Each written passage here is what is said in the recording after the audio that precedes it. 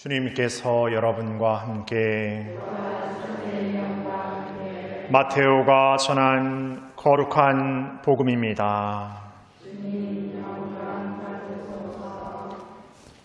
그때 예수님께서 사도들에게 말씀하셨다. 나는 이제 양들을 이리떼 가운데로 보내는 것처럼 너희를 보낸다. 그러므로 뱀처럼 슬기롭고 비둘기처럼 순박하게 되어라. 사람들을 조심하여라. 그들이 너희를 의회에 넘기고 회당에서 채찍질할 것이다. 또 너희는 나 때문에 총독들과 임금들 앞에 끌려가 그들과 다른 민족들에게 증언할 것이다. 사람들이 너희를 넘길 때 어떻게 말할까, 무엇을 말할까 걱정하지 마라. 너희가 무엇을 말해야 할지 그때 너희에게 일러주실 것이다. 사실 말하는 이는 너희가 아니라 너희 안에서 말씀하시는 아버지의 영이시다. 형제가 형제를 넘겨 죽게 하고 아버지가 자식을 그렇게 하며 자식들도 부모를 거슬러 일어나 죽게 할 것이다. 그리고 너희는 내 이름 때문에 모든 사람에게 미움을 받을 것이다. 그러나 끝까지 견디는 이는 구원을 받을 것이다. 어떤 고을에서 너희를 박해하거든 다른 고을로 피하여라. 내가 진실로 너희에게 말한다. 너희가 이스라엘의 고을들을 다 돌기 전에 사람의 아들이 올 것이다.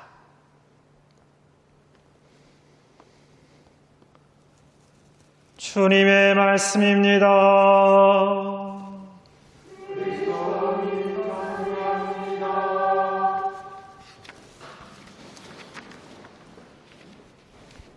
참 예수님, 스트리트 파이터라는 게임을 아십니까? 잘 모르십니까?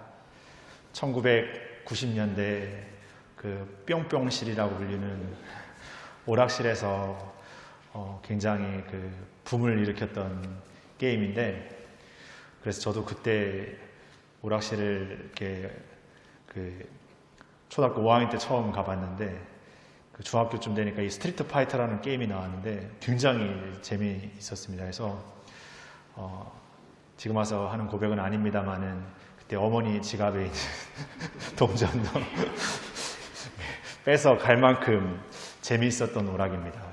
근데 오늘 그 오락을 우리 여기 파리바게트 우리 제이랑 잠깐 했습니다. 그래서 이 오락을 아직도 한단 말이야 하면서 90년대 초반이니까 지금 2021년이니까 30년 된 거 아닙니까? 예전에는 이제 뿅뿅실에서 이렇게 했다면 지금은 이제 막 집에서 이렇게 플레이스테이션 갖고 이렇게 하는데 하면서 저 나름대로 이렇게 우리 본당 주일학교 친구들하고 이렇게 나름대로 소통하겠다고 이렇게 게임기를 설치했는데 문득 이런 생각이 들었습니다. 제가 예전에 저희 조카가 게임을 굉장히 좋아해가지고 저희 조카랑 이렇게 소통을 하겠다고 저희 조카가 좋아하는 게임을 한번 그때는 컴퓨터 게임, 요즘엔 이제 컴퓨터 게임인데 그 게임을 이제 열심히 해봤어요. 내가 이것을 하면 얘하고 뭔가 얘기할 수 있는 게 생길 거야.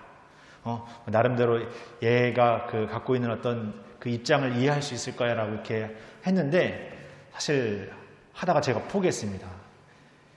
게임을 해보신 분들은 아시겠지만 그 레벨 1에서 2 되는 건 쉽지만 레벨 20에서 21 되는 건 엄청 오래 걸립니다. 그러니까 레벨이 점점 올라가면 올라갈수록 한 레벨이 이렇게 올라가려면 시간도 오래 걸리고 하여튼 뭔가를 많이 이렇게 해야 되는데 거기에 지치더라고요. 지금 게임 얘기하려고 했던 건 아니고 그러면서 생각이 드는 게 뭐냐 하면 내가 누군가를 이해하겠다고 그 사람이 좋아하는 것, 그 사람이 뭔가 이렇게 잘하는 거 아니면 그 사람이 관심 있어 하는 걸 이렇게 툭 하는 경우들 있지 않습니까? 해보는 경우 있지 않습니까? 그러면 그 사람하고 뭔가 이렇게 이해할 수 있을 거야라고 생각하지만 사실 저는 그것만으로는 좀 부족하지 않은가?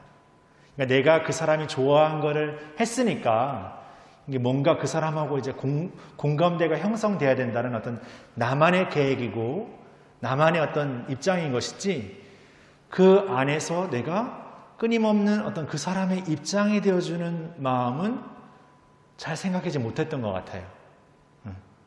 그 사람은 지금의 이 상황이나 이 일을 어떻게 볼까라는 어떤 그 사람이 되어주는 입장은 잘 생각하지 않고, 내가 이렇게 해주면 이 사람이 자기를 공감해 준다고 생각할 거야, 나를 이해해 준다고 생각할 거라고 생각했는데 그렇지 않았다는 겁니다.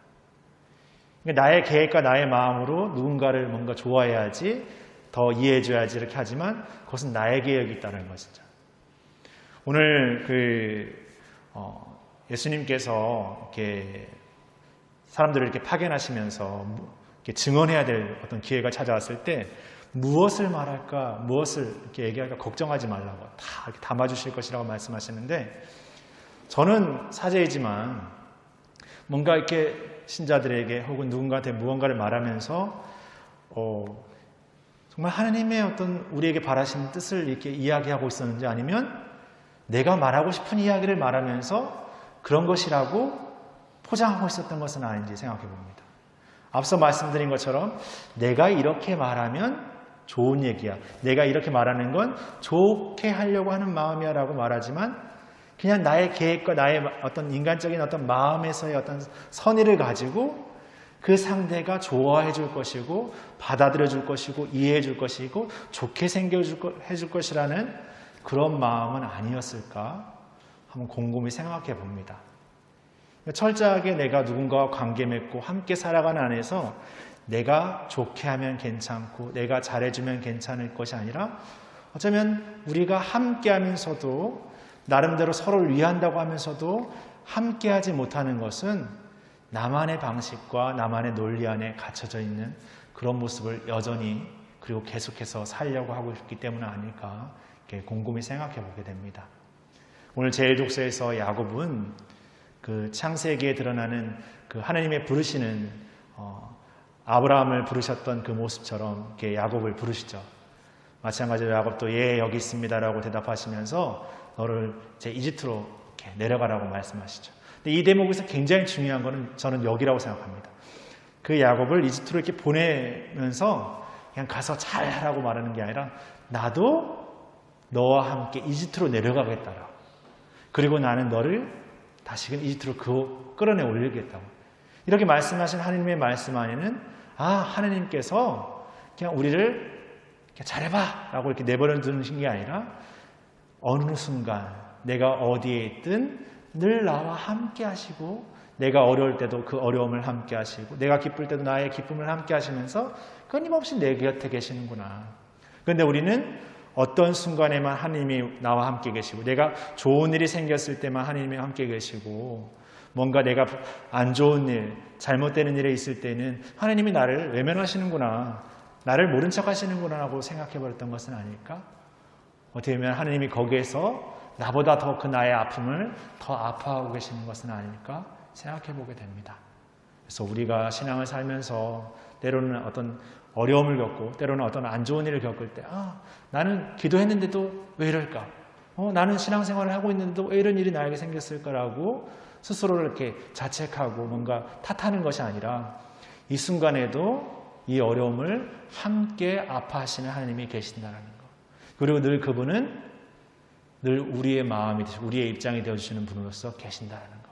그래서 나 역시도 이 세상살이 안에서 나의 인간적이고 나의 중심적인 삶의 모습을 살 때도 더 많지만, 그럼에도 그분이 내 곁에 계신 것처럼, 그분이 우리의 입장에 더 우리 마음이 되어주시는 것처럼, 나도 더 나와 함께하는 사람의 마음의 입장이 되어주는 삶으로 작지만 한 걸음 더 내딜 수 있는 그런 마음을 기도하고 청하고 살 수 있기를 우리가 바라고 살았으면 좋겠습니다.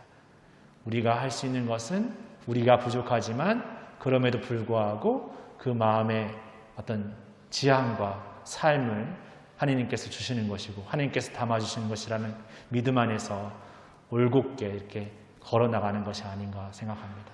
때로는 달려갈 때도 있지만 때로는 정말 느린 걸음으로, 정말 작은 걸음으로 걸을 때도 있다라는, 거기에 내가 먼저 지쳐버리는 것이 아니라 그 순간에도 하느님이 나와 함께 계시구나라는 것을 기억하면서 오늘의 어떤 더딤과 어려움과 힘겨움에서도 늘 그분과 함께하고 있음을 우리가 잊지 않고 살았으면 좋겠습니다.